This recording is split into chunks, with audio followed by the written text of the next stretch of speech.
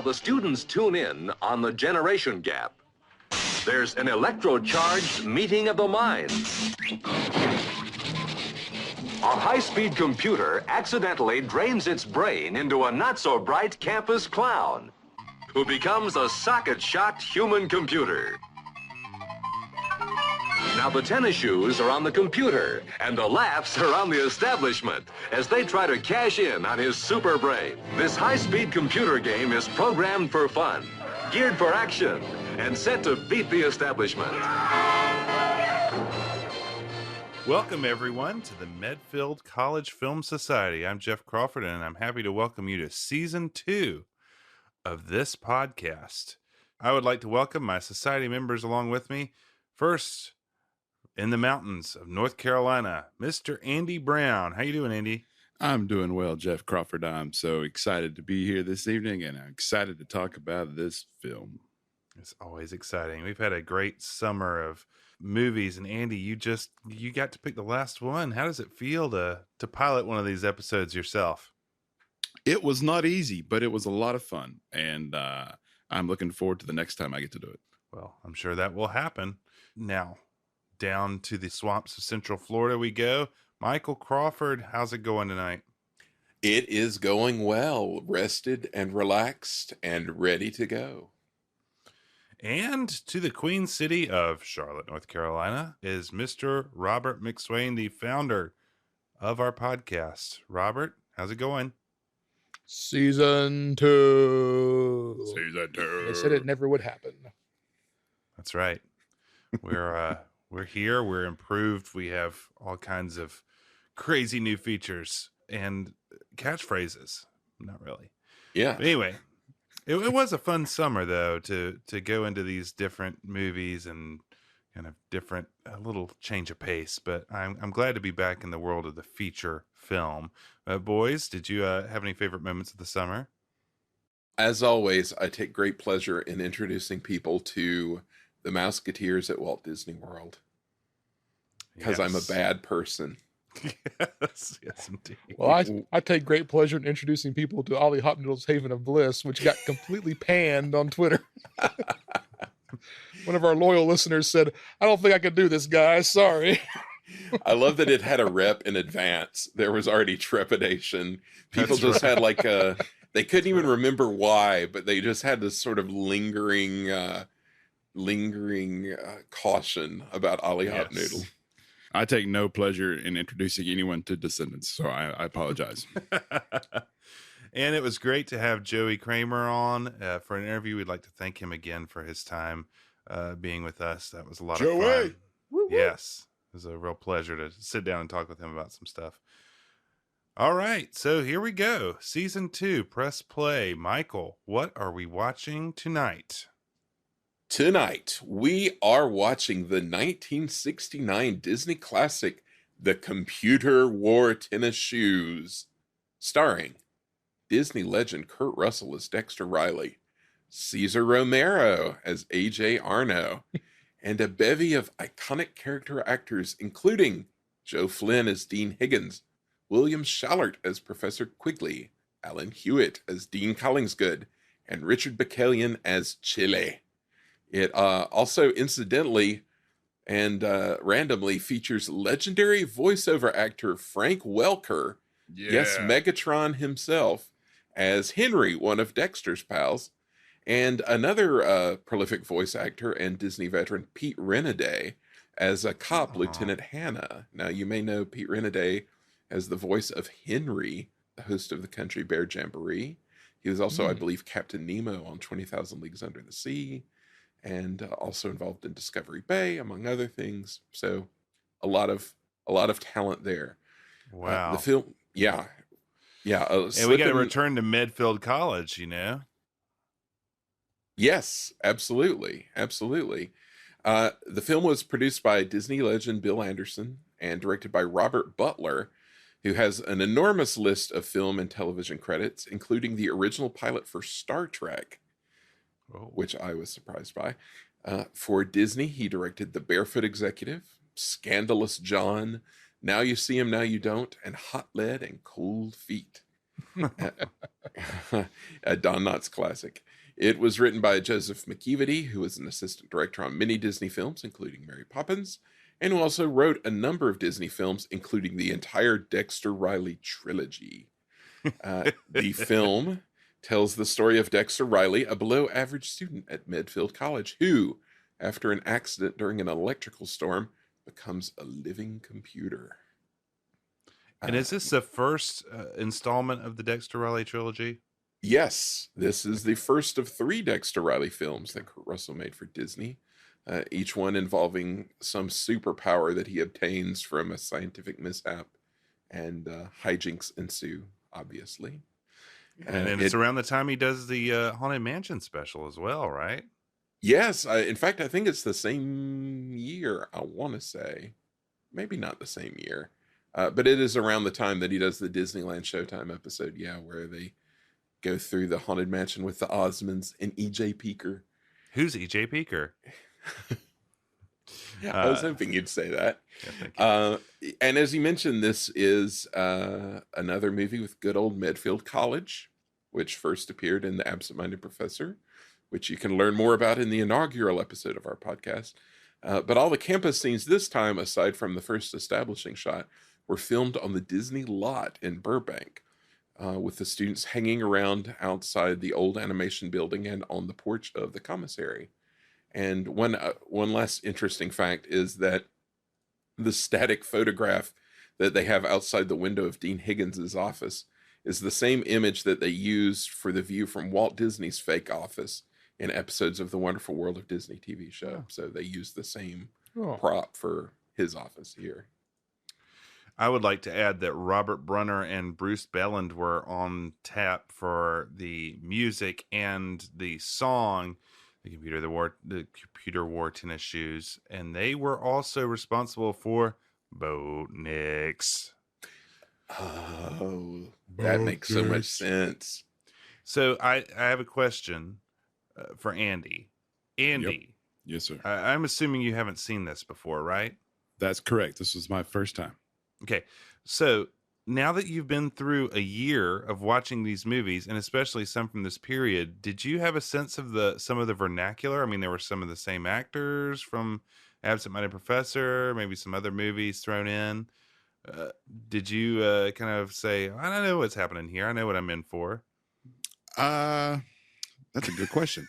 I don't think I noticed that there were same actors from previous films. But it had the same kind of feel, and of course, being in the Medfield, and there was a few things that happened in this one that I felt were almost callbacks to Absent-Minded Professor. Yeah, but like you say, Jeff, and a lot of these people had been in films before, some in the films that we've seen, and a lot appear, especially during the 70s movies. Oh, yes. The 3 Dexter Riley movies and even some adjacent movies, they pop up a lot. So there is a familiar feel for sure. I will say this. It was I noticed, how I've said this before, that I'm a big fan of the Andy Griffith Show, and there are a lot of Andy Griffith Show actors in this movie. And I will bring those up as we get to them. All right. Well, Andy, do you have a non-spoiler reaction to this film that we can get from you? Sure. I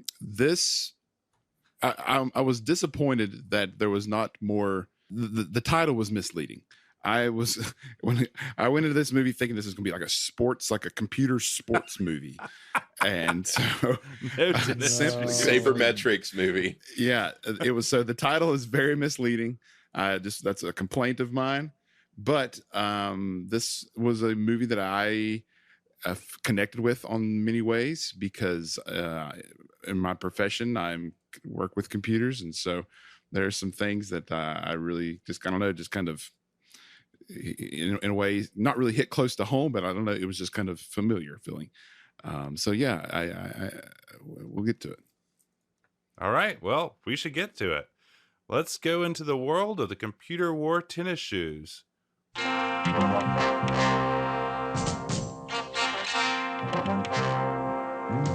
The computer wore tennis shoes and a twinkle in his eye. Never met a groovier dude, an electric kind of guy. socket shocked and soundly socked him to a real cerebral high. Blowing his mind into the kind that leaves old Einstein wigging out behind. We begin with an incredible song that I can't really do justice, as Jeff mentioned. Never met a groovier dude, an electric kind of guy, blowing his mind into the kind that leaves Einstein wigging out behind. It's a great song. I think this has to be the most iconic theme song we've had yet of any of the films we've watched. It's funny how different it is from Boatniks, but it's the same team. I mean, you know, they're both iconic in their own ways. That's for sure. Yes, absolutely. They bust out the rhymes on this. One is simplicity and one is dense, you know. It's super dense. And again, with the real late 60s vibe, he's turning on every chick in town. So it's a little, you know, entendre. And man. Something I picked up from it is the graphics. You know, they have a lot of squares punch and things. Card. Exactly. It made me think of the old programming punch cards used to program computers. Hanging chads. That's right. These animated credits. Yeah, lots of old computer imagery, which I thought was kind of fun, and like the sort of cascading numbers, kind of Matrix style, but that's what I said in my notes here. I really want that punch card as a screensaver. Oh yeah, that'd be great. The scrolling punch card, the graphic that was going in the background. IBM numeral font. Anyway, we open in our beloved Medfield College, where a board meeting is underway. Professor Quigley wants a new computer, and Dean Higgins is chewing him out about how they can't afford it. He is apparently invested heavily in live frogs for biolab and new Bunsen burners for chemistry class, and there's nothing left for something as extravagant as a computer. It's a luxury they cannot afford. A computer. That's a computer? Are you crazy? A computer? Yeah. So Professor Quigley, as soon as I saw him, I said, "Hey, there's Sam from the Andy Griffith Show from the episode Quiet Sam. Do you guys remember that one?" Yes. Yes. Yeah. So yeah. Also, Patty Duke's dad. Yes. And also was in an episode of Deep Space Nine where he was like a Bajoran clarinetist. So he has a career that spans the years. He has a personality of a Bajoran clarinetist. He's very reasoned. He really is. Yeah. He's the sensible one. Yes. Yeah. Little does the dean know, however, that the floral arrangement on the table has been bugged. And we cut to some students outside listening to the conversation on a walkie-talkie. As I said, they're outside the old animation building on the studio lot. And they're all in very splendid early 70s garb, late 60s, early 70s garb. There's a lot of fringe, a lot of turtleneck action. So much turtleneck in this movie, and it made me very jealous. Yes. It has the most turtleneck, ratio of any movie we've seen. There's especially Dexter later has a turtleneck blazer combo that is quite envious. Absolutely. Yes. And the mustard turtleneck, especially. Yes.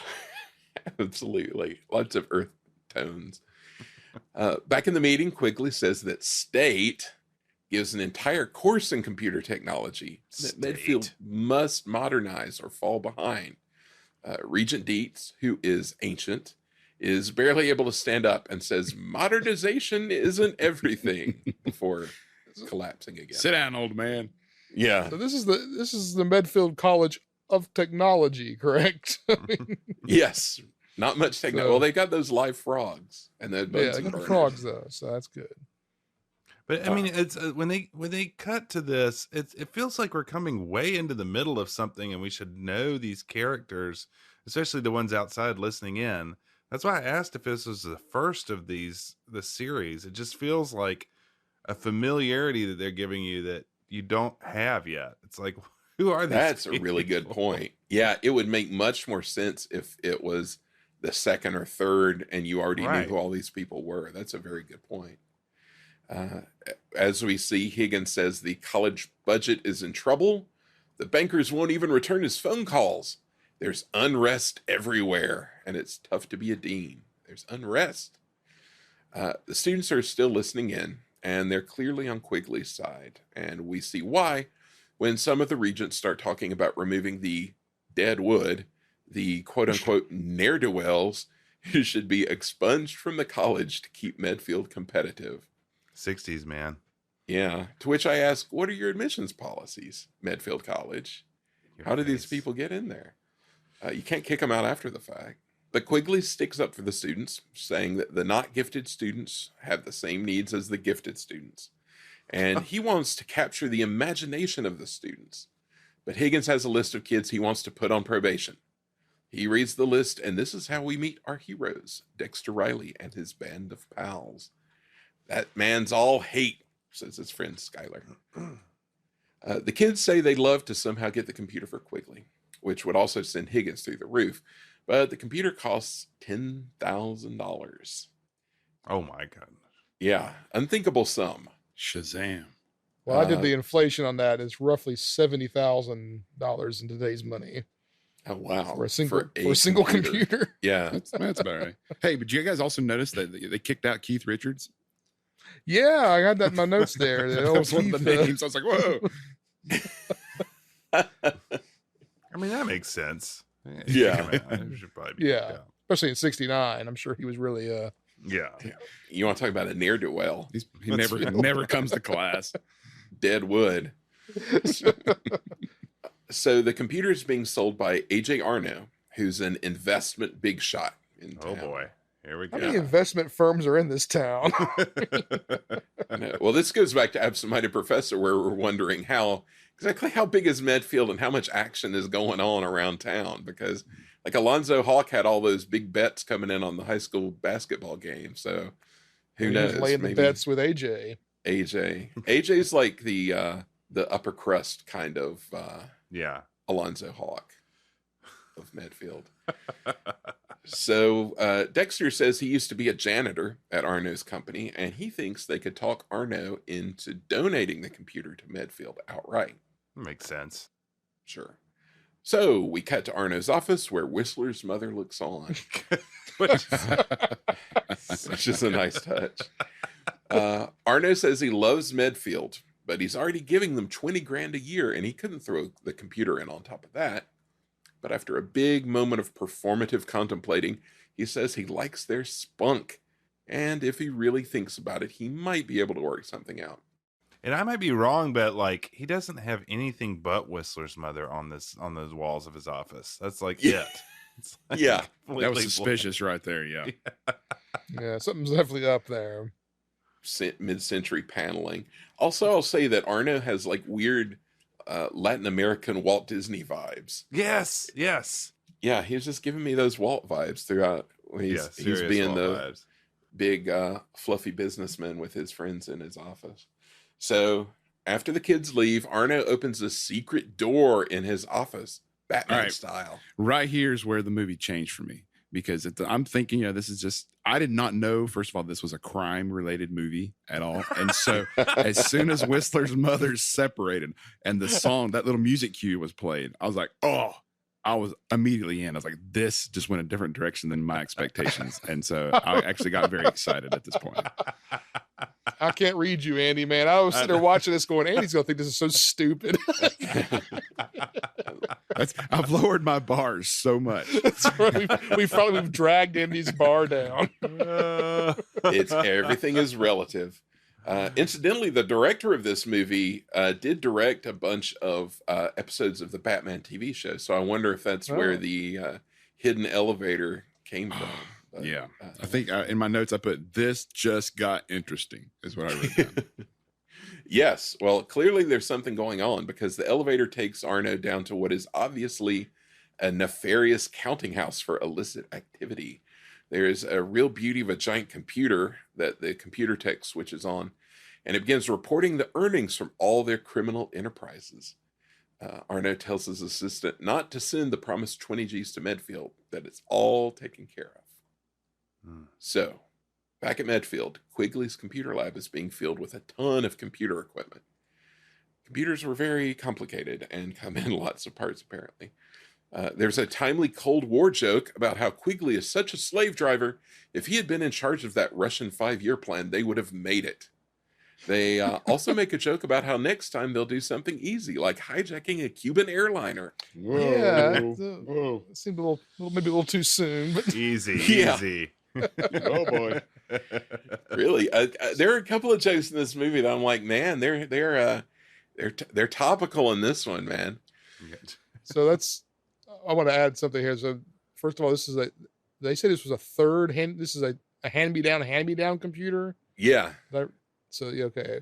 But yeah, on a side note here, my dad worked as an accountant at a company that sold commercial lawnmowers, but that's beside the point. But they wanted a computer in the late 70s, and they had to put it into a giant room. They had to move a bunch of the people's offices out just to make room for the computer.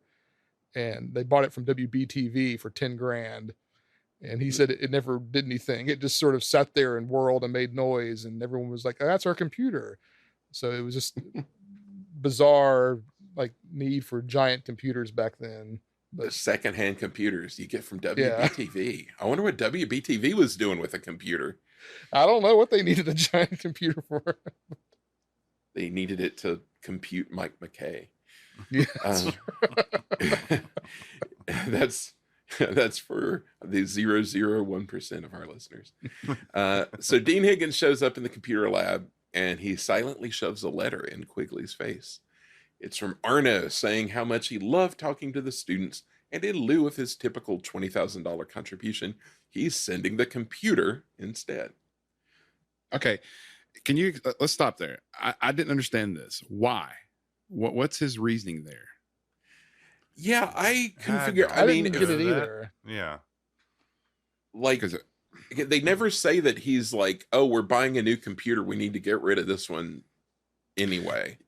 Right. So let's just do that. Exactly. I didn't understand why he had it to begin with. Yeah, he had some information on there, and then second, I didn't ever understood why he donated it. But I was able to let that logic fly past me and still, keep going. Yeah, well, you're becoming accustomed to it. Yeah. But yeah, it's kind of pitched as a way for him to get out of donating $20,000, but it's still like he still needs a computer, one would assume. So they needed a line where he's like, well, we're getting in this sweet new computer, we need to ditch this old one anyway, so just got this laptop. Yeah. So Higgins is not happy about any of this. He says the kids have cost the school $20,000 and he's going to be watching them. God, so he's a little intense. Yeah, sit on it, Higgins.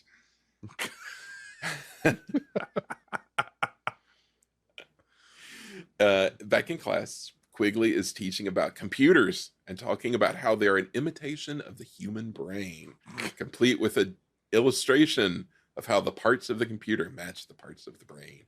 Oh man, computers are going to replace us, man. They're going to replace us. Well, he set up an experiment Terminator. to show how they can replace us. He's programmed a kind of proto-nest system that will detect rainfall and, in turn, close the window of a house, open the door to let the cat in, and automatically dial the telephone and play a pre-recorded grocery order. A little bit of the if this, then that. In so many words, yes. He also conspicuously points out that a big point in favor of the computer is its infallible memory. To be continued. Before Arno owned the computer, it belonged to the Space Research Center at the Pacific Institute of Technology. And they sent along a tape containing solutions to a series of problems that a spaceship would encounter on a mission to Saturn. I thought that was so random. Doesn't relate to anything at all in the movie. No. I thought, oh, well, we're going to go, he's going to be like a space expert. No. Doesn't come up again. But another weird thing about this is he says the program was in operation 20 years ago. Yes. Which is bizarre because nobody was going to Saturn in 1949. No. It's a simulation. Whatever. Yeah, simulating. What would it be like? Let's skip over to Alan Turing had just invented his calculating machine at that point. And just a few years prior to that. So, yeah, they were. So, as far as you know, this is probably covert. Good point. That's true. It was the Secret Service building their mission to Saturn post-war. Anyway, the program goes haywire and starts slamming the door and window from his previous experiment, and it short circuits the computer. Wah, wah. In a flash, Higgins comes on the PA and says that the big state standardized test is coming up the next day. And he hopes that Medfield would do better than the previous year when they came in 36 out of 37 schools in the state. Question, why is college taking standardized tests, for one thing? That was my first question. Yes. Second, it's weird because they kind of have this joke that goes nowhere where he says, we came in 36. And then Dexter's talking to his girlfriend. He's like, hey, there are only 37 schools in the state. Like, yeah, I wonder who came in last. And there's never, like, I was like, is that leading to something? No, it's just a weird little Rutland. joke. Yeah. We hope. Meanwhile, Quigley needs to replace the part of the computer that blew out, but he doesn't have time to make it to the electronics store that day. Dexter says he'll do it, even though it's a 70-mile drive to the electronics store. Yeah. And it's, I guess there aren't that many around. Quigley says that Dexter should be studying for the big test, and although Dexter says he knows it all already, Quigley persists. Dexter says that he's up to his ears with it, and the fresh air of the drive will do him good. My man.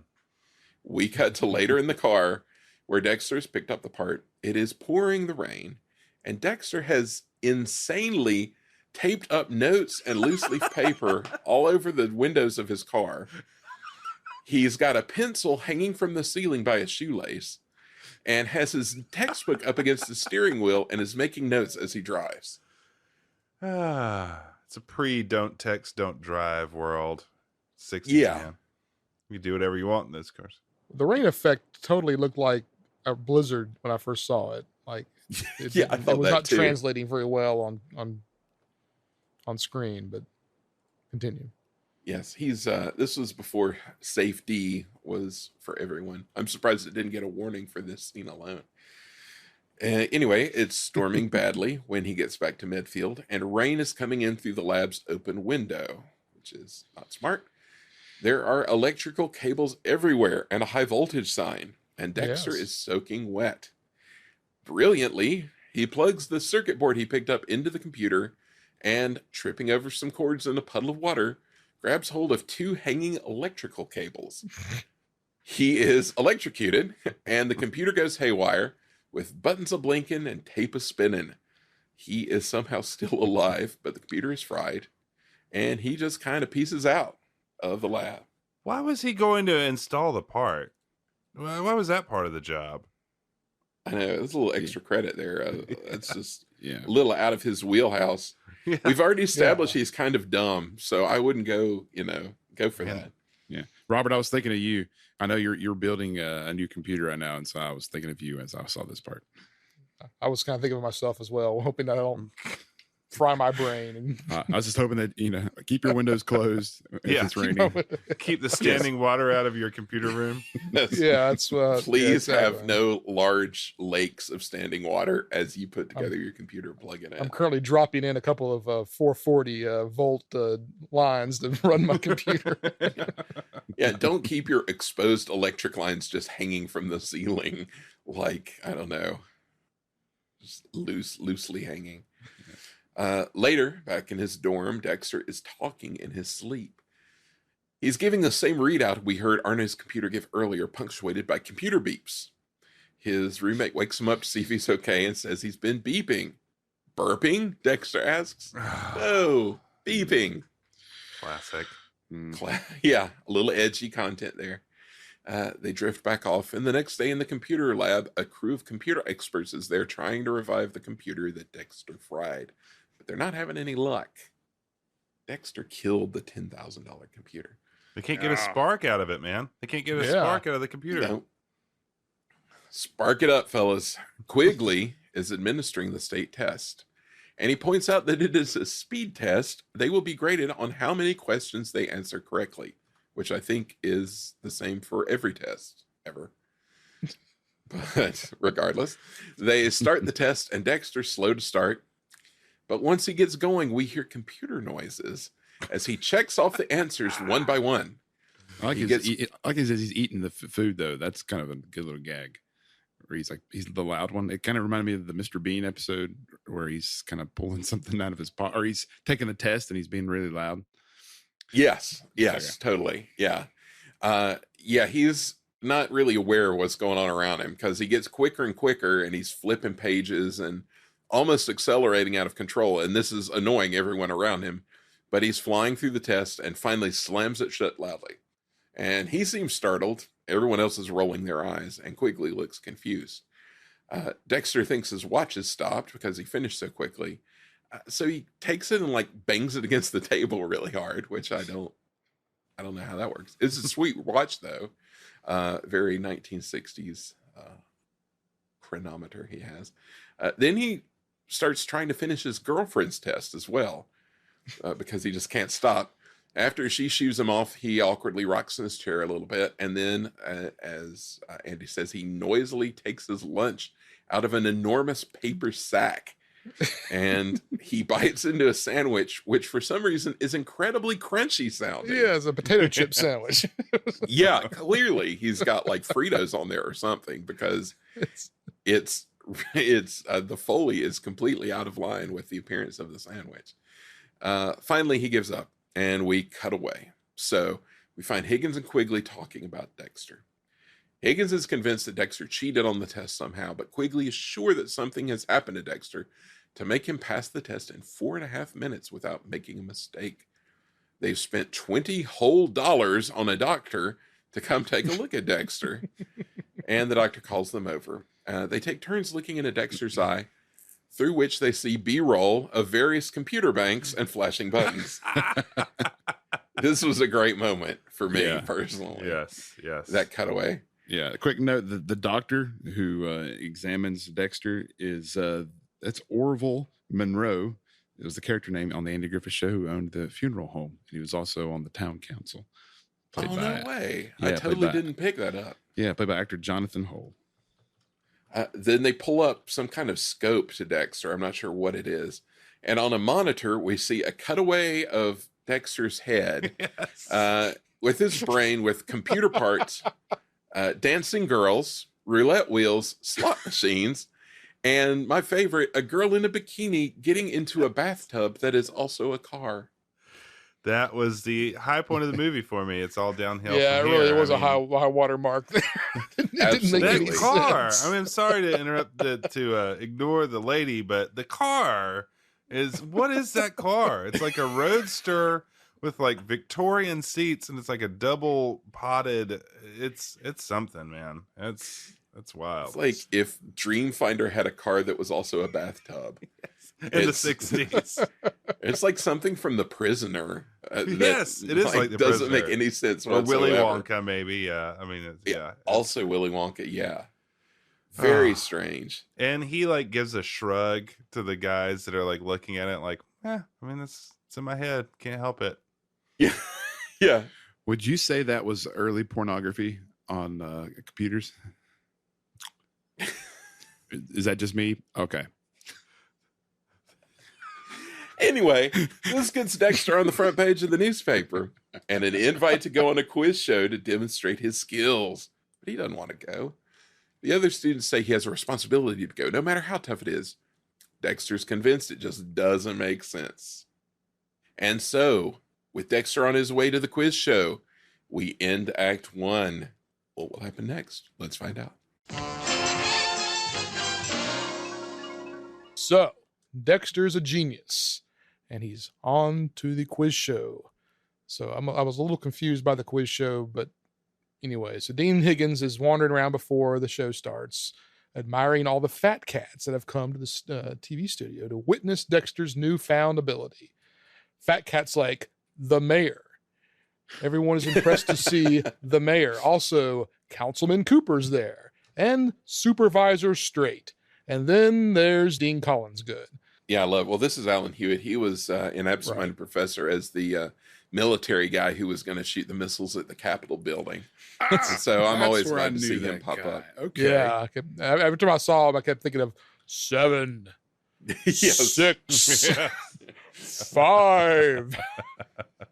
He's got a great voice. There's one, I don't know if I have it in here where it is, but there's one point where he says to Dean Higgins, he calls him Eugene. Yeah, like, I've got that. Eugene. Yeah, It's so good. So Dean Collins is the quote, the dean of the one and only, evidently, at the state school. We never find out what state it is. It's just the state school.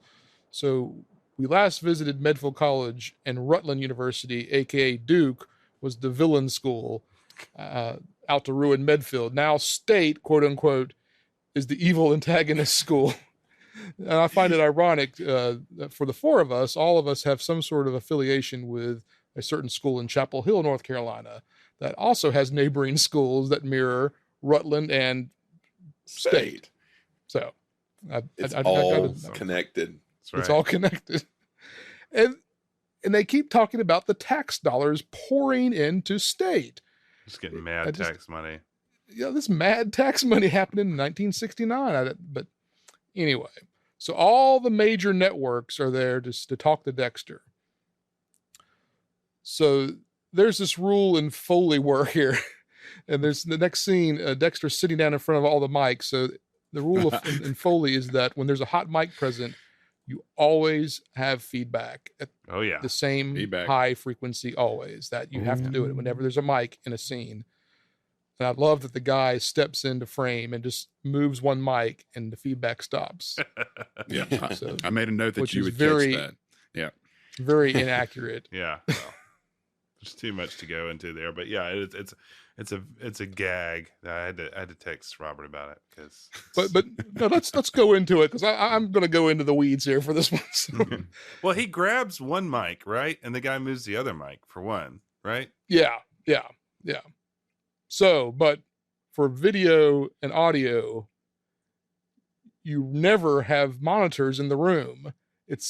So there's no way to have feedback in a studio because the sound's going to the control room, and it made me mad. But Well, let's go in the weeds even further. What if there were monitors in that room? why would there be monitors in the room? I'm not saying why. Well, okay. Well, because maybe there's some people who are hard of hearing. Maybe that regent is there, that old regent. That old guy who said that modernization was ridiculous or whatever. I he said. worked at the rival to WBTV back in my early days, and we never had any kind of hot microphone feeding into a monitor in a studio man. where there were cameras. This is So, take that. 1969. This is because you didn't have any awkward people, because it's the international sign for being awkward. It's getting microphone feedback somehow. It feeds off the awkwardness. See, I bought into it. I felt there were monitors there, so It would create an echo, Andy. Come on. It was a different time. It was the 60s, man. 60s thing. Same feedback, though. A skeptical professor from Purdue, so Purdue is relevant in this universe, tries to tangle Dexter up in a calculus problem. Dexter answers it with ease. Dexter scoffs at the panel and asks everyone to quit applauding for its delaying the whole process. I think he said a total of 39 seconds have been wasted through applause. Then he mocks them for wasting his time talking about mathematics, that he is capable of talking about any number of subjects. Sheesh, man, Dexter's changing. Goes to his head real fast. And his girlfriend, which we never really understood, the girlfriend thing to me was a little fuzzy but we'll get into that later here in this act. I think it was fuzzy to Dexter too. They're noticing that Dexter's getting quite cocky with his newfound knowledge. So we get a nice little headline. Medfield Marvel tours country, arrives in New York after day at White House. And Jeff, what did you think of these little musical cues that they were using with the headlines? Just loving it. Having a great time. I also love the newspaper, the constant newspaper wipes that they're using to get from scene to scene. This is the second time that's happened where There were a lot of them. That's true. Yeah. So Dexter lands in quote unquote Gotham, and the press is waiting on him. Similar to how the press were waiting on the Beatles when they arrived at JFK. Yes. This is where we get the first double-breasted blazer moment. Not the last, but one of Combo turtleneck. and the pinstripes, double-breasted pinstripe blazer. Yeah, Super and deluxe. and the airport reporter, that's Mayberry Hotel clerk and choir director John Masters. Yes, it is. Yes, it is. So the Dexter is greeted by two ladies from Yonkers. Oh yeah. I didn't know if there was a joke there, but it seemed that why they made it Yonkers, but Dexter starts just laying it on them. I mean, It's the 60s, man. it's the 60s, free love. And his girlfriend, like I said, who it was kind of unclear whether or not, because if that's his girlfriend, I think she would have been like, all right, well, I'm through with that loser. But she seemed to be kind of like, oh, he's making out with two girls from Yonkers. Okay, that's not cool, but Oh, whatever. that Dexter. Yeah. Oh, don't worry. They don't mean nothing to him, baby. When in Rome. They came down from Woodstock. So Dexter gets a ticker tape parade through what I would assume is the Canyon of Heroes. Meanwhile, a band is playing Anchors Away, the Naval Academy fight song. If anything, it would seem reasonable that they would be playing the Medfield College fight song. I'm think just so. pointing that out. But the Naval Academy was maybe getting a ticker tape parade at the same time. I don't know.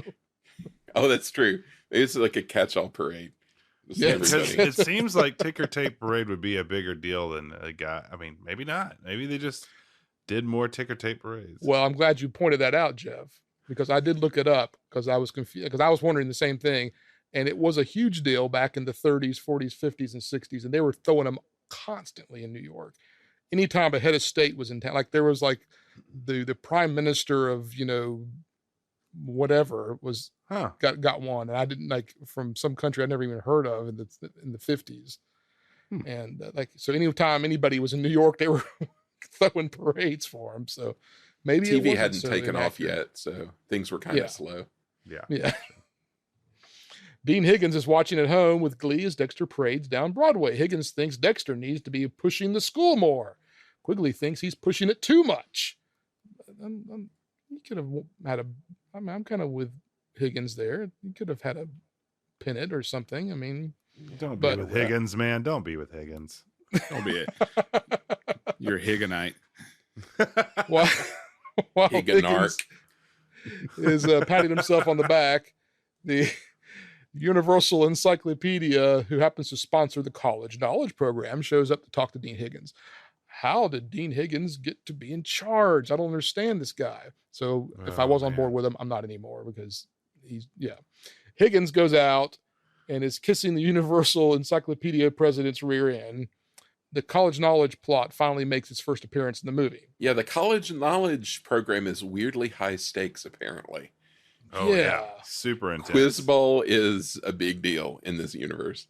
It's a lot of cheddar. A lot of cheddar. Could buy you a few computers.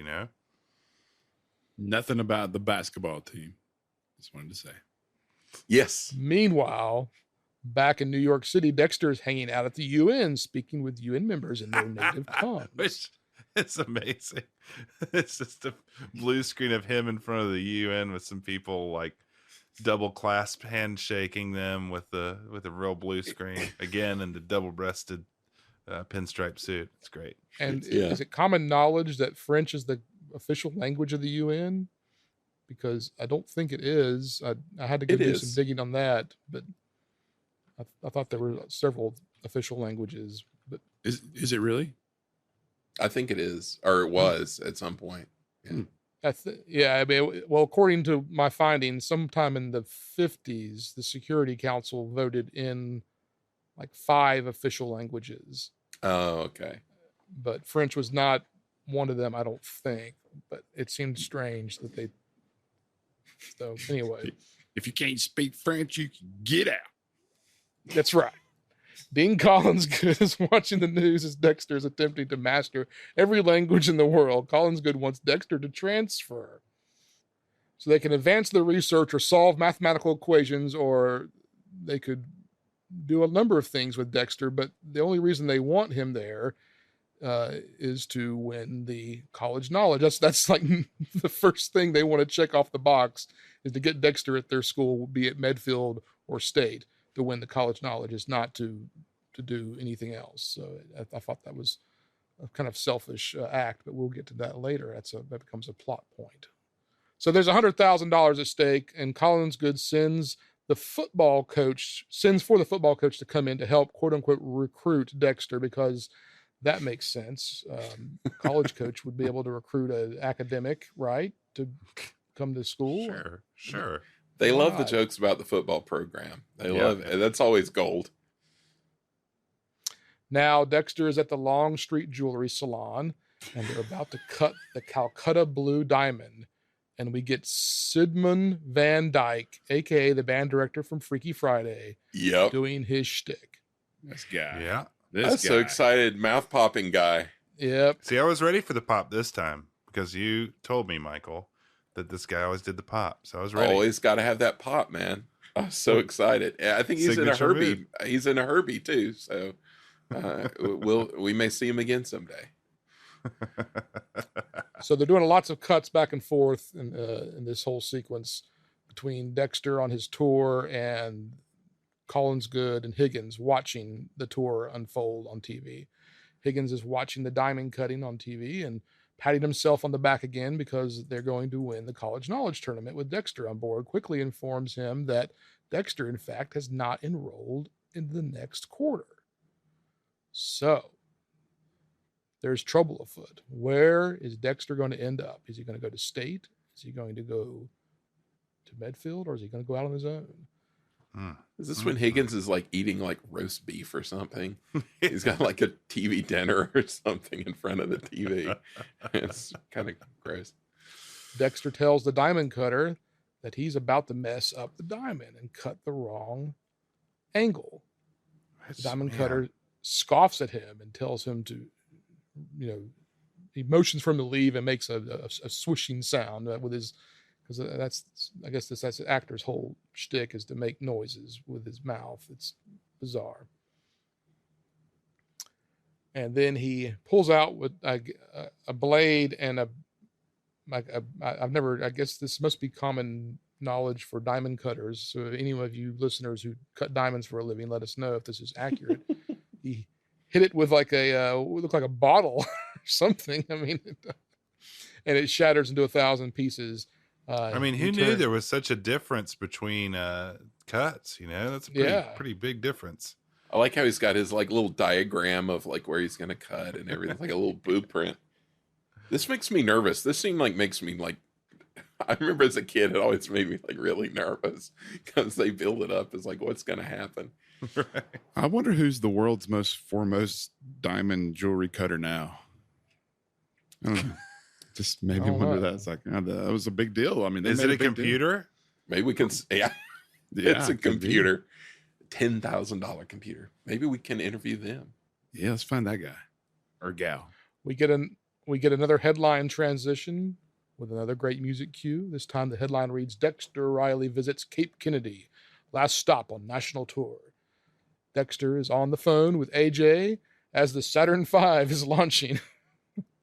The footage of the Saturn V is quite breathtaking, I'll admit. Dexter arrives back at Medfield, and Annie is there to meet with him, and he blows her off and his friends. They confront him, and Annie wants to go to the lake with him, but he's just too busy. Dexter's changed, man. Point out that the plane that he arrives on is Walt Disney's personal plane that he used to scout out the Florida property when they were going to buy all the land for Disney World. So they just had that plane at hand. There was also a weird extra in this scene that I was strangely drawn to. There was, in the gang of friends, there's this girl that we never see again, I don't think, with like really long, straight, like black hair. She's wearing like a black trench coat, like leather trench coat, and these little round, like dark purple glasses. And I don't know who she is. She's like this goth spy that wandered into the background in California in her long leather trench coat. It's really I don't know. She really stood out to me. Somebody from State. Maybe so. Must Yeah. be, yeah. It's like three little kids like on each other's shoulders in like a long trench coat from State. I gotta get back and watch that scene. Yeah, she's in there. Dexter goes to the track with AJ and is betting on the ponies now, looking at things like weight, distance, past performance. He can pick the winner every time. Seems easy. Analytics, man. Yeah, Yep. doing the Moneyball. sabermetrics on them horses. AJ's goon is not buying it, but he places the bet on Market Doodle to win. Little continuity error here. The horse race begins, and the horse numbers keep changing color from black to white. So there were several cuts between an actual horse race they used. Number went 8, Market plaid. Doodle. I was gonna say, why did Dexter go to the track with Arno? That is a good question. I didn't quite understand that either. Other than Arno, Yeah, he used to work for him, you know. Yeah, just I used to invited work him? for him and Is that- saw. is that what- It's a Okay. typical good time with your old boss who donated a Yeah. computer to your college. Go hit up the horse races. I guess so. Yeah. Okay. Have a sub, have a hoagie. Get a hoagie. Get you a sandwich. He was really digging into that hoagie while the race was going on. Yeah. Kurt Russell's quite an eater. So Market Doodle takes the race on a come from behind victory. Dexter sits confidently eating his hoagie. Never a doubt in his mind who was going to win because he used his analytics to figure it out. AJ's goon takes Dexter out for pizza to pay him back for winning $28,000 at the track. Man, but wait, what about this pizza restaurant? I got so much to say about Garibaldi's. Yeah. But shouldn't I feel like the Dexter maybe got shortchanged here instead of maybe getting a free pizza dinner. He should have at least gotten a percentage of the 28,000 he won, or maybe a handsome tip or something. From Like having your goon take somebody out for pizza is not like a real reward. Like here, you get to go have pizza with my like greasy goon. Enjoy. as Dexter leaves for, how do you pronounce the name of the restaurant? Garibaldi's. Yes. Higgins and Collinsgood show up to fight over Dexter.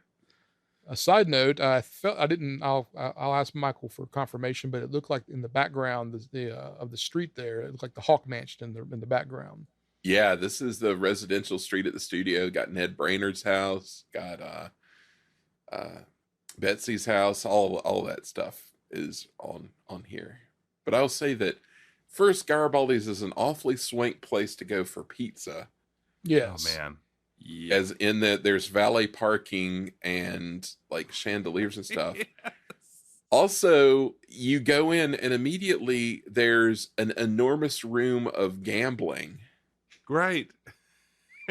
Kind of behind a curtain, but not really. But clearly, this is not like a secret because everyone in town is there.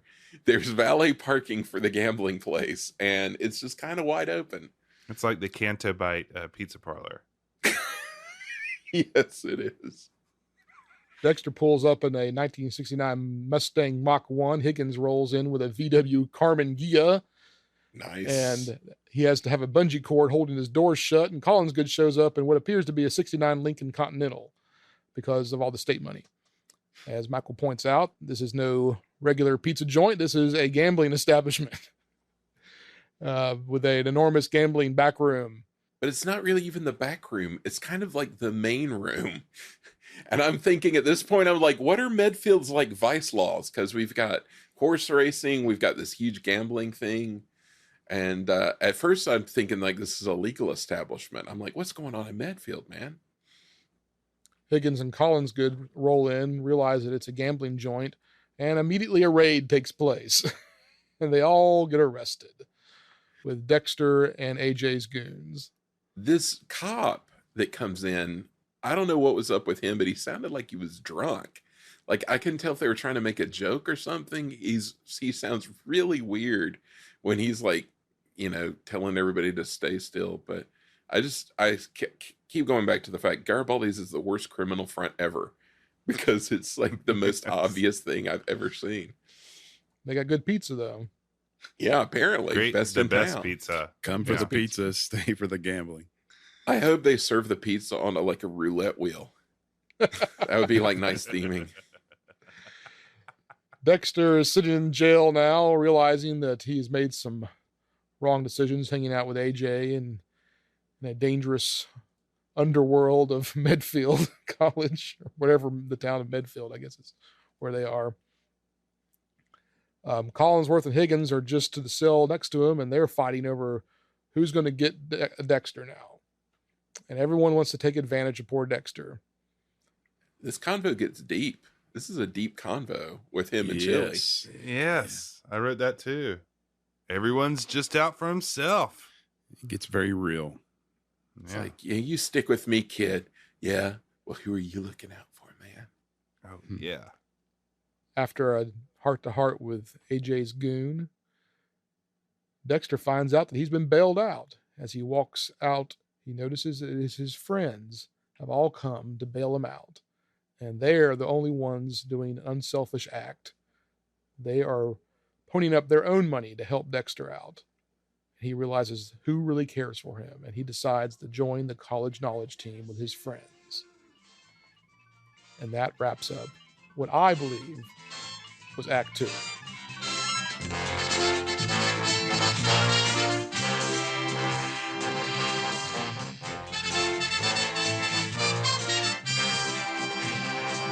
A guy that craves and amazes and otherwise saves the whole darn human race.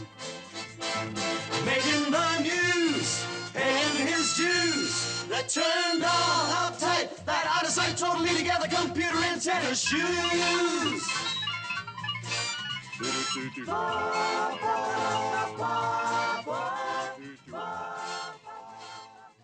Yeah, we got a debate about this. There's some controversy here, listeners, because as you know, we split these movies up into acts, and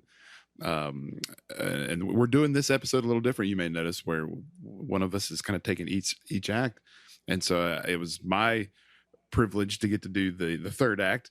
And when I saw where Robert ended, I was like, I don't feel like this is the end of Act 2. I feel like it still keeps going, but we can have that argument, or we can just kind of see where it goes. What do you guys think? I don't know. We'll have to see. You got to make your case as you go. Okay. Well, all right. Okay. Let's do it. Let's get into where Robert thinks Act 3 should start.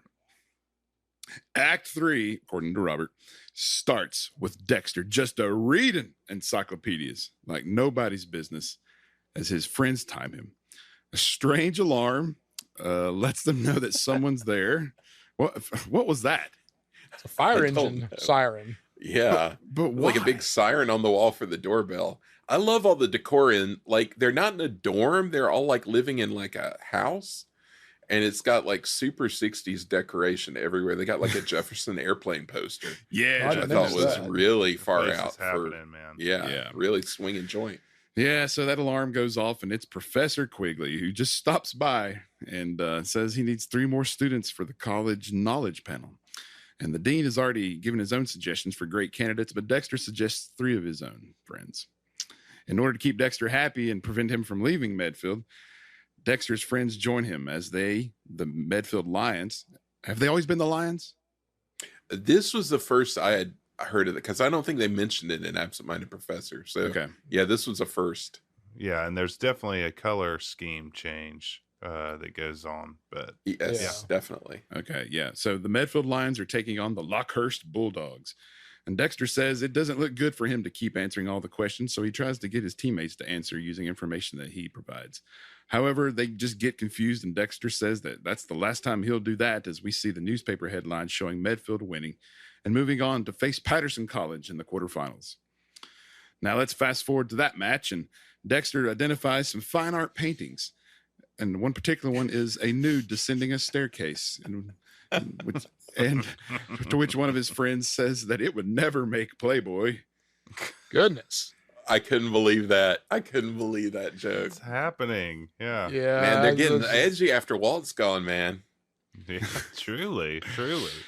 So then here comes Dean Collingsgood, and he tells Dean Higgins that Dexter should withdraw because he's an intellectual freak, and it's not fair, especially since it's clear his teammates aren't too bright.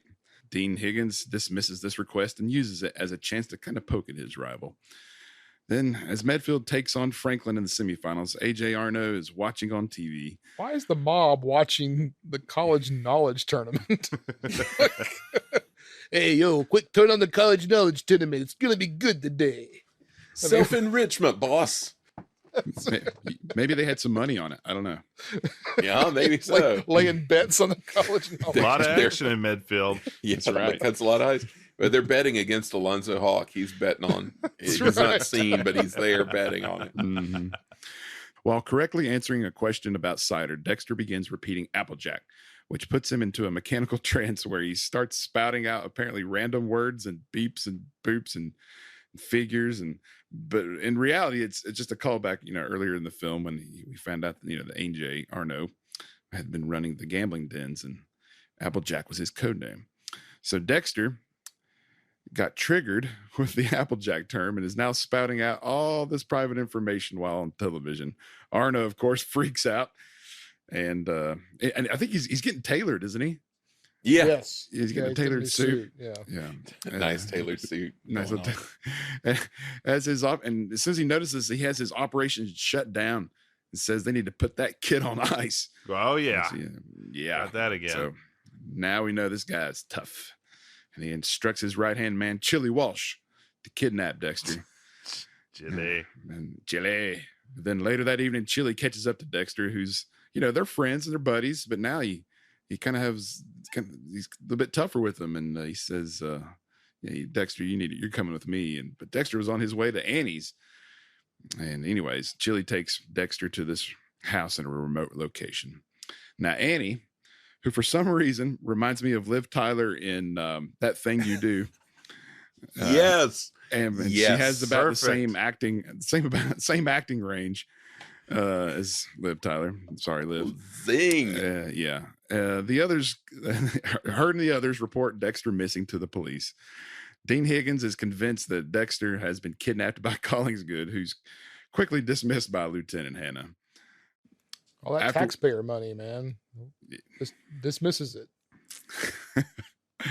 Afterwards, we see Pete and Annie analyzing a recording of Dexter talking so strangely. Pete and Annie quite easily conclude Yes. that it's because the information in the computer is now in Dexter's brain. I mean, that was quite a jump to get to. Very. Yeah. They're like Applejack, AJ Arno. Nailed Yeah. it. I want to also back up. They have a recording of him reading the Applejack line on a reel-to-reel recorder. Yeah. So Yeah. was, It must have was just somebody taped it off a TV. just happening to be taping the live television? Get the audio from that just in case. Get the audio. Hey, Jeff and I used to hold up our tape recorder to the TV It's and true. tape stuff It's off true. the Well, TV. there you go. Somebody probably held up a recorder to a monitor in the studio and recorded it that way.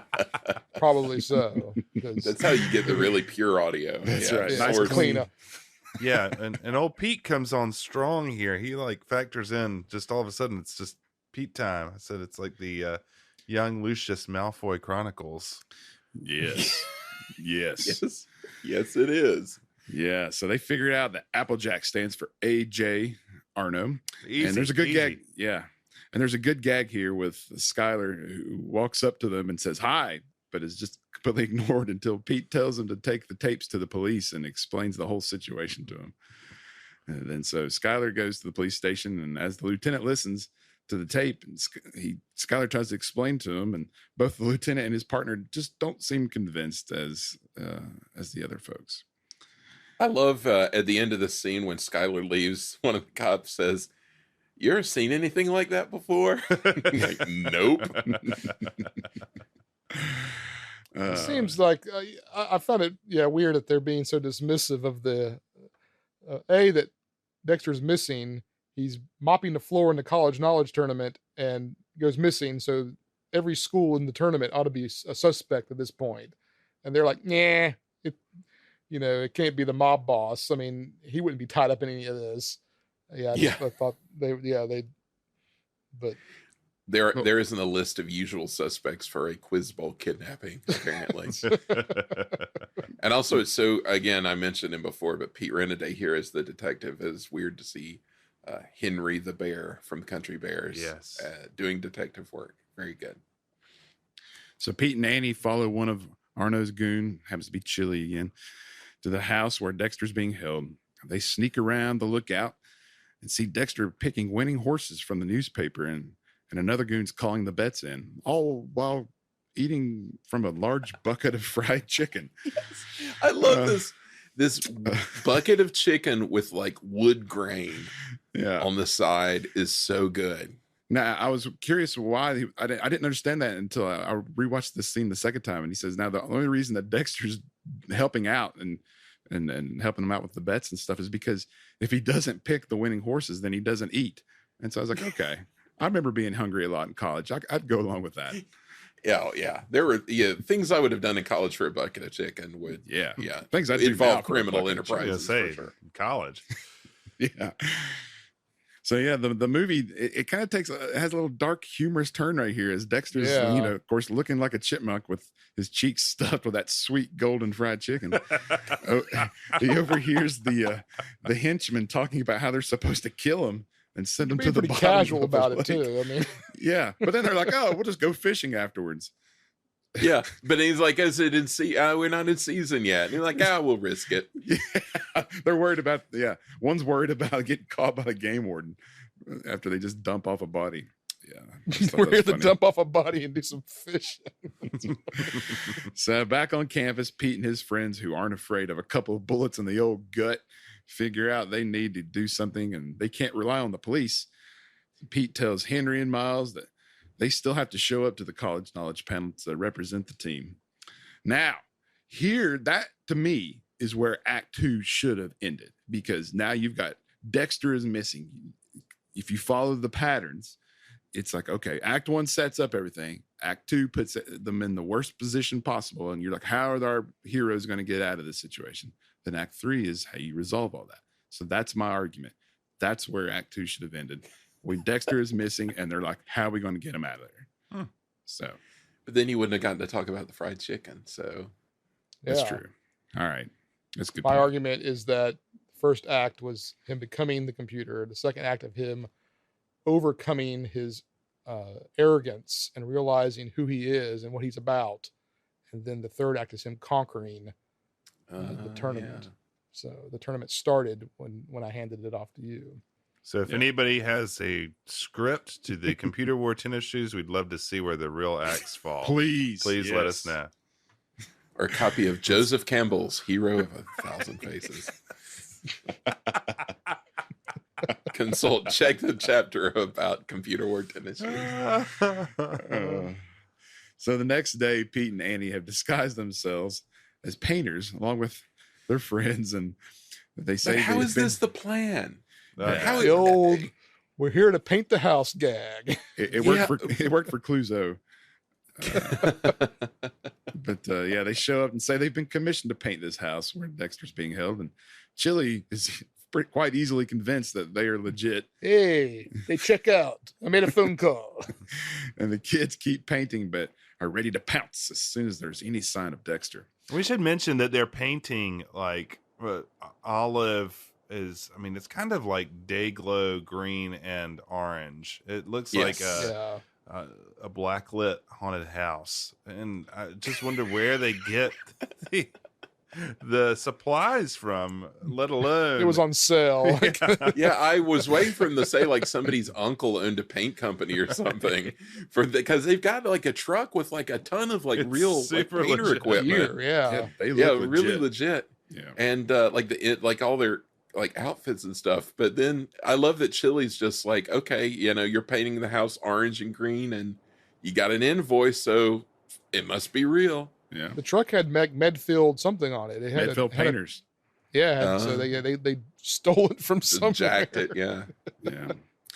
But so back at the college knowledge panel, which is just a fun thing to say, Skylar is still trying to explain the plan to Dean Higgins, who's not too thrilled that his star student is missing.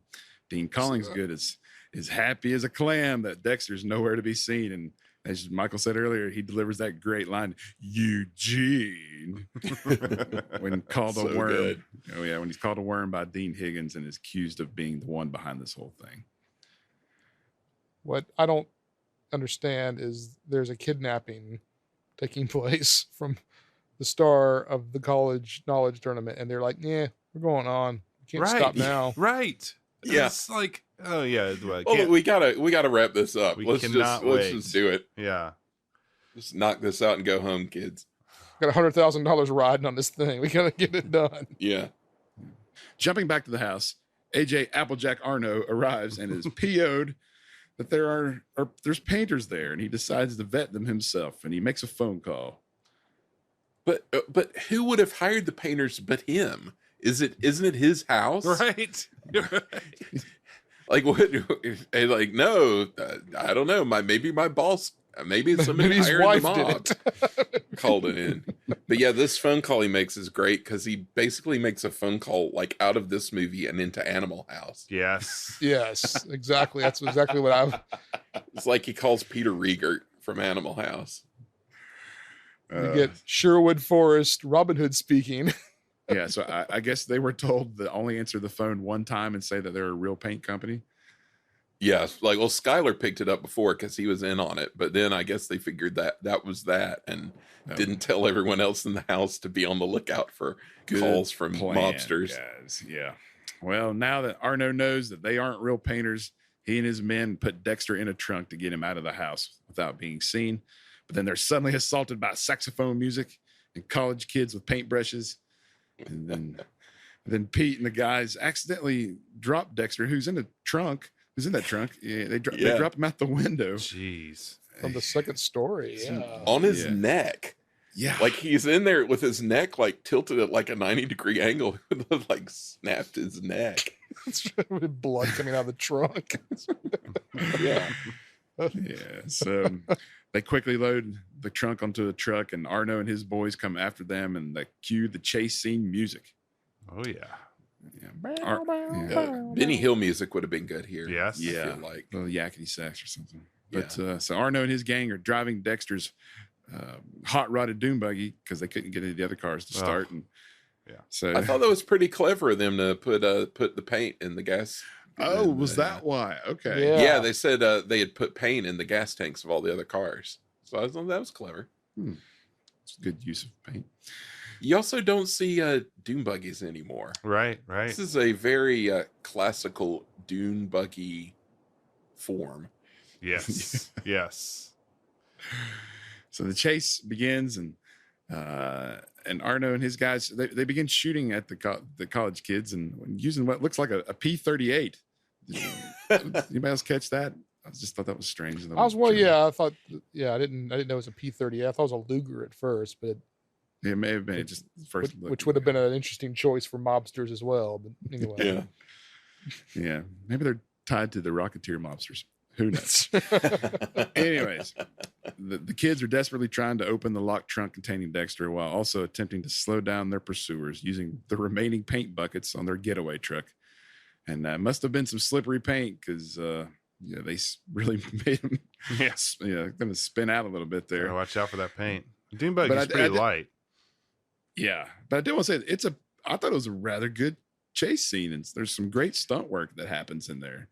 Yeah, it's not all blue screen. They do some like real driving here. Yeah. Also, I like to give a shout out to the stunt coordinator, Dick Warlock. Oh yeah.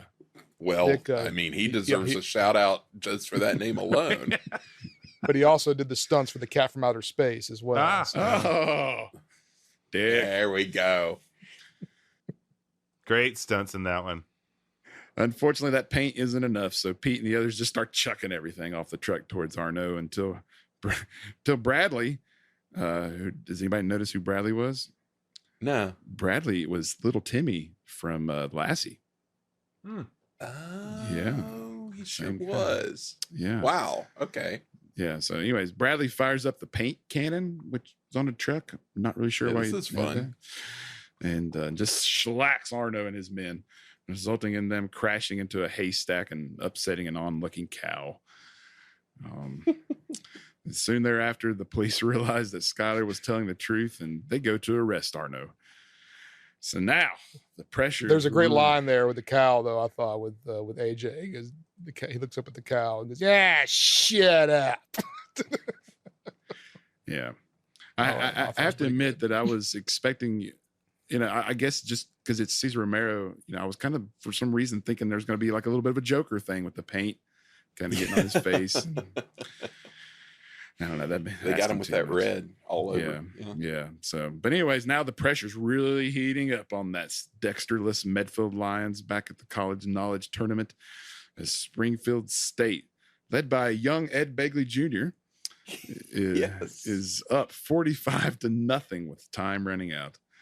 The Medfield Painters getaway truck soon arrives at the tournament with Dexter, but he's showing signs of something being wrong. And before they can get Dexter ready to participate, Springfield State is now up 115-20. So in that time period, I wonder about those 20 points. Yeah, I really wonder. Good job, guys. They got one answer probably right. I wonder which one it was. So anyways, the competition continues now with Dexter, and he returns to form, answering the questions correctly, but something is clearly wrong with him as he struggles to make complete sentences. Computers, man. They're going to fail you every time.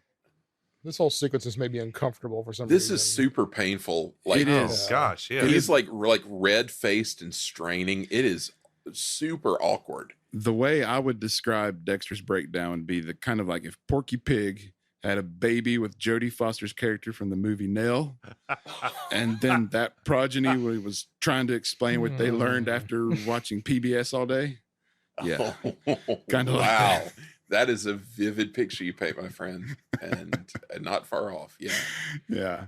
So anywho, Dexter eventually has what many consider the greatest comeback in college knowledge history, and puts the Lions in the lead going into the final minutes of the tournament. But he finally breaks down completely just as Springfield regains the lead. Bad timing. Then, when all hope is lost, the final question is asked. Oh, by the way, did you guys notice who the moderator was? I recognize him from somewhere, but I didn't look it up. It's Pat Harrington Jr., who was from One Day at a Time, who played Dwayne Schneider, the super guy. Out. Yeah, same guy. Crazy. Yeah. I was like, I know that face. I just couldn't place it. He just wasn't greasy enough. So when all hope is lost, the final question is asked, and Dexter has returned to his regular human brain self and has nothing left in the tank. But that's when the real hero of the movie, in my opinion, gets his moment. Skyler knows the correct answer, and he rises to the occasion to make Medfield the winning team. And he wins the $100,000 prize. And, it's true what they say, guys. Big-time players make big-time plays. I like how they play this out, too, with, like, him telling Dexter. It's like, no, you know this. I've told it to you, like, 1,000,000 times. And he's like, wait, I know this. And I love when he stands up. He's like, I know this. The guy's like, well, sit down and tell us. But I'm a little serious about the actual hero of the movie. I mean, Skyler's the one that takes the tapes to the police and tries to explain everything. And then he's also the one that helps them. He answers the phone when Chili's trying to vet the painters. And then, he comes through here. I mean, he is the, he's the Norm of Avatar. Norm. He's the norm of this movie here. Without him, everything would have fallen apart. True. That is a very good point. Yeah. Saves, well, not so fast. As Medfield celebrates their victory, a paint-covered A.J. Arno and his men arrive to get those pesky kids. Dexter and the others speed off, and before Arno and his crew can get to them, and then we have a crash headfirst into the pursuing police by Arno and his guys. Classic Medfield situation here. Yeah, Exactly. That is a classic Medfield gag for sure. Yeah, I really wish that they had the same cop from Absent Minded Professor would have been With his coffee. Yeah, his coffee would have been added a nice little nod there. Yeah, Disney sure does like their car crashes. I mean, Freaky Friday's got car crashes. It's true. Boatnik's got car crashes. I mean, it's a good plot device, man. I guess so. So strangely, even though we see the police surround Arno, it's not exactly clear what happened to him because he just thinks he's just had a crash, and he just proclaims that I have insurance, and that's it. That's all we see of Arno at that point, which I thought was very strange. It is odd. They don't really tie that one up. Got to wrap it up. Yeah. But anyways, we're now back at the Medfield College meeting room, and Dean Higgins is still complaining about money, even though they just got $100,000. Tax money, man. Yeah, Professor Quigley, who's not satisfied with just recently getting an expensive computer, is now wanting an electroheliospectrograph. Jeez. What's that going to do? Yeah. And Dexter and the gang continue to listen in again via that discreetly placed walkie-talkie, and they're disappointed when Higgins suggests spending the prize money on upgraded plumbing. And then finally, Annie tells Dexter if they do get an electroheliospectrograph, that he shouldn't fool around with it. And there's laughs all around, and the movie is complete.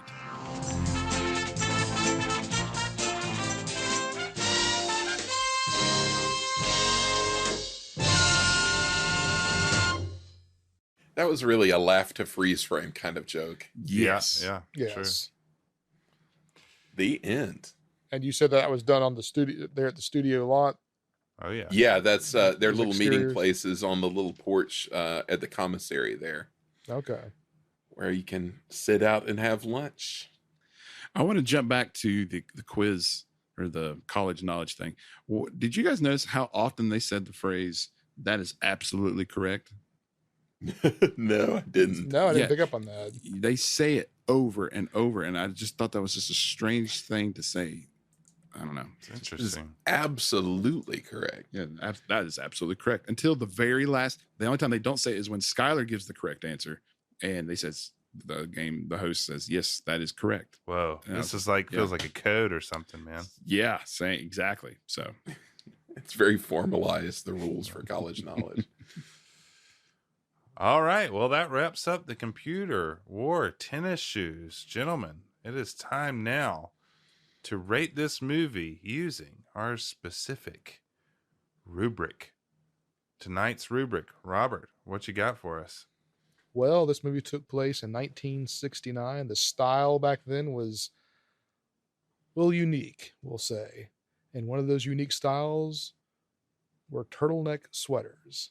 So our rubric tonight is turtleneck sweaters. You got to love them. I mean, I would just wear them all the time. Oh, me too.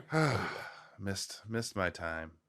Anyway, let's get into it, boys. Plot and writing. How many turtleneck sweaters are we going to give this thing? Andy, go for it. I think, how many turtleneck sweaters do I want to give this plot?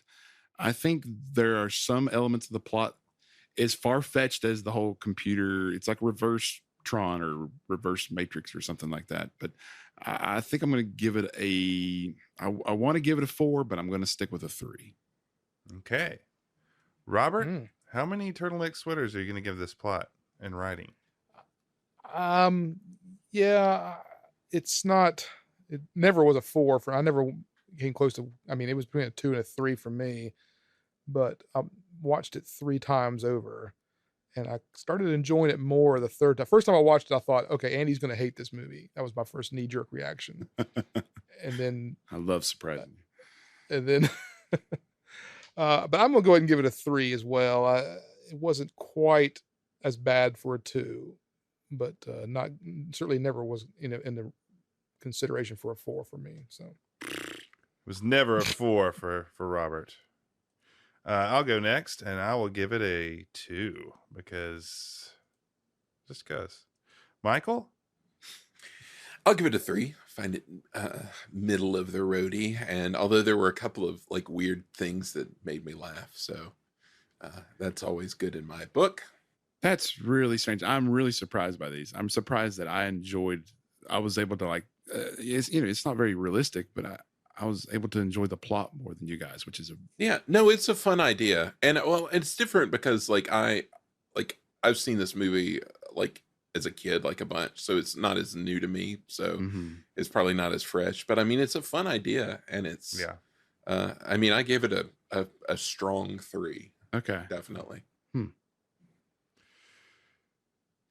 It's like Freaky Friday kind of situation here going on. Casting and acting, we're combining these two now, so I think we'll start with Michael here. Well, as Jeff, we decided to combine these two, but as Jeff said before we started, this is one of those movies where it's almost two different things.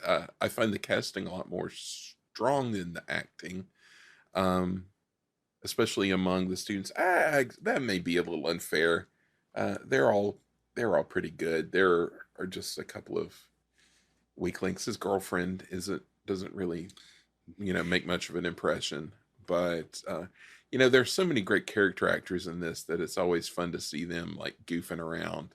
And so I'll give it a 3 as well. I'll piggyback off of that because I agree pretty much with you. And I will go ahead and say that I thought the casting was stronger than the acting. You got to give credit for the Kurt Russell, like the career he would go on to have and the way Disney developed him. I think that adds some extra oomph to the score. And the great character actors, again, I thought the acting was a little bit neither here nor there. So I'll go 3. Robert? Well, I'm reminded of the great character Michael Scott, who, when he had to summon up his acting ability, he quoted as saying, "Kurt Russell, eat your heart out." And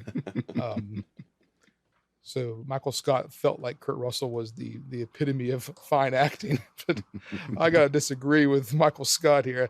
I thought he was fine. Nothing he did I cringed at, but I just felt overall the acting was just kind of, it wasn't quite a 3. I'm going to go with a 2 for the casting and acting. 2. And Andy, well, how many turtleneck sweaters would you give this thing? I would not give 1. I would not give 2, but I would give 3 turtleneck sweaters. All right. Okay. Moving on to production value. I will start this one out and I will give it a 2. I think it was fairly low budget. I enjoyed the Disney studio lot, but the fact that they used that to me kind of showed a low production value. The Disney historian, I liked in knowing that plane was the Walt Disney's plane. Oh, that's great. The higher notes for all the cars, the dune buggy and the special fantasy car, that gets a point in my book. Robert, how many turtleneck sweaters do you give the production value here? I give it a 2 as well. I really wish they had done some more nods to Medfield as a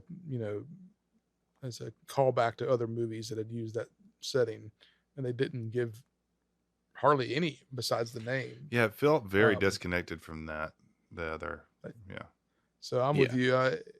There were some nods that I liked, but overall it was a 2. wasn't anything to be excited about.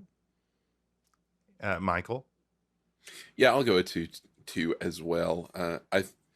In a lot of ways, it feels like a much smaller film than even The Absent-Minded Professor, which was like really an effects-driven film and shot at the college. This had that one like static establishing shot of Medfield, but the rest was on the studio lot, and it really did feel a little more on the budget side. The car chase was good. That was a little bit of business, but the rest just kind of felt kind of small. So 2. And Andy? I think I liked this movie more than you guys did. I'm closer towards a 3, so I'm gonna go with a 3. I thought for its time, I thought they did a rather good job. So I'm gonna go with a 3. Okay. We will end up with entertainment value. I'm going to go right back to you, Andy. What you got? I enjoyed this movie. I went into it not knowing anything about it. When it took that turn towards a crime, that crime plot, I was like, "Ooh, this is interesting." As I said earlier, I don't quite understand what the tennis shoes and the computer part have to do with each other, but overall, as silly as it was and as far-fetched as it was, I enjoyed it. It did not make college recruiting look good at all. But yeah, I thought it was fun. So I guess I should give it a number. Yeah. I'm going to give it a 4 on the entertainment. Okay. All right. I think I'm going to send it to Robert next. Robert, entertainment value? Everything's been in the middle of the road, either a 3 or a 2. I was I was more entertained. Like I said, the second and third time I watched it. It's been a long time. I watched this maybe when I was like 8. It was on the Disney Channel many, many years ago when I was a kid, and I haven't seen it since. So it was nice to pick it up again and kind of remember some of it. But I'm leaning a little towards a 4, but I think I'm gonna stick with a 3. Okay, Michael. I am definitely going with a 4. I think it's a fun movie. Like, people make fun of like movies from this era as being like the sort of formulaic comedy, but I mean, it's a fun idea, and like everybody's fun in it, and there are a lot of fun faces, and again, go back to these actors that show up, and I like the feeling that they create of this world. Like in the later Dexter Riley movies, I mean, Skylar's in them, and it's the same kind of actors over and over again. So I like that it has a fun, silly story, but it also has like this group of people. It's not just Dexter, it's this, everybody, a lot of people chipped in to what was going on. And, Cesar Romero is a fun villain, a fun bad guy, and it's always fun to see him pop up. So yeah, I just think it's really entertaining. So yeah, 4 for me. And I will end up, and something is just off about this movie for me, and it always has been. I've always kind of been confused by this movie as a kid. So, and I like a lot of the pieces, but something doesn't come together to make it entertaining for me. So, I'm gonna give it a 2, which I know I don't know why. It's just boring to me, and I think that the sequels or the parts of the trilogy I like more than this one. For some reason, it just does not come together for me. So I will be that guy. So that's all right. Somebody's got to be. Here comes the moment where we might go into infinity, but we do need to punch in the computer wore tennis shoes into the computer that wore tennis shoes here. Robert, are you ready to do this? I'm ready. I'm firing it up right now. He is taking the info. I hope there's a lady in a bathtub that's also a car. Yes. Maybe there's a stack overflow, fault error. We really should have done this starting with 0 and 0, 1, 2, 3, and 4. That would have messed up that computer for sure. Yes. Yeah. Our total for the computer that wore tennis shoes is a 2.75. That puts us at number 6 out of 9 for overall ranking. There you have it. It's a low score for the computer wore tennis shoes. Michael, what did Leonard Maltin say about this movie? I had a hard time finding Leonard Maltin saying anything about this movie. The closest I could come was a quote on IMDb, which, may or may not be reliable, saying that he said it was the first of a series of cookie cutter Disney comedies, which I don't think you can blame it for that. If it's the first, right, then it's not a cookie cutter comedy. It's stating the obvious there, Leo. Yeah. So that may or may not be what Leonard Maltin thought about this movie. Nice try, Leonard. Well, Lenny. That will wrap up this movie. Any final thoughts, gentlemen? I think, we are back at Medfield College. We may be back here again with these characters. Any final thoughts? So, Andy, I do have one question. So you work in the computer industry. Yes. And you've taken computer courses before. Correct. So how accurate was that computer class? Did you guys do experiments like that when you were taking your computer science courses? Yeah, I felt actually like I was back in college. It was exactly like that. I think this is part of my problem with this movie is as a child watching it as like, I'm so confused about what computers do because of this movie. And then it's like, oh, well, now I'm mad because this has nothing to do with reality. I thought this was like more factual. And yet it doesn't like open the door to let the cat in. Right. I think a lot of people at Disney were confused about the difference between high school and college. Yes. Yeah, there seemed to be some confusions there. Yeah, with the dean having the PA and that sort of thing. Their standardized tests and their crunchy sandwiches. Right. All right, so that's the first episode of season 2 in the books. We have an exciting one coming up next. We're going to stick with our computer theme. This time, instead of the computer traveling into Kurt Russell's brain, old Jeff Bridges, he's going to travel deep into a mainframe in the Disney classic Tron. I am excited to talk about Tron, boys. Who all has seen Tron? Everybody's seen Tron, right? Yeah, I love have Tron. not seen Tron all the way through. Whoa! Really? What? Yes. We watched it together in college. Well, you had to have watched it. No, I didn't. I've only seen I've seen it probably it all, but I've never seen it. Sat down and watched it from start to finish. I started to watch it from start to finish as a kid when it was on the Wonderful World of Disney. My mom goes, "This is boring," and turned it off. That sounds right. Yeah. that's on brand. For her. Computers. So yeah, I've never seen it from start to finish. So Wow. Well, that's exciting. This will be. I remember when you got it, Andy. Yeah, you're real excited, but I don't. If I watched it, I do not remember it at all when we watched it in college. If we watched it in college, There's a lot to talk about with Tron, so I'm excited to get into that next month. So stay tuned. Hey, Andy, Yes, sir. what do you think about that new season 2 graphic design Todd Napperick cooked up for us? It changed my life when I saw it. Woo! Talk about the computer that, well, I don't know. Anyway, Todd's back for season 2. You know, we'd look pretty bland without his dedication and hard work behind the scenes. Hey, don't look bland with your graphics. Get Todd to get you some branding or rebranding. He can do it all. Branding, rebranding, whatever. If you don't know where to find him, he's at Upwork and bindandgraphics.com. BYDAND graphics.com. Todd is going to make you look good season after season. So He's a seasoned professional. yes, he is. Oh. Yes. Yeah. Freeze frame. So from all of us here at Medfield College Film Society to all of you, we wish you well. As always, we look forward to seeing you next month with Tron. So long, folks. Proud are we of mighty Medfield, alma mater dear. All your sons and daughters hail to thee, Medfield College of Technology.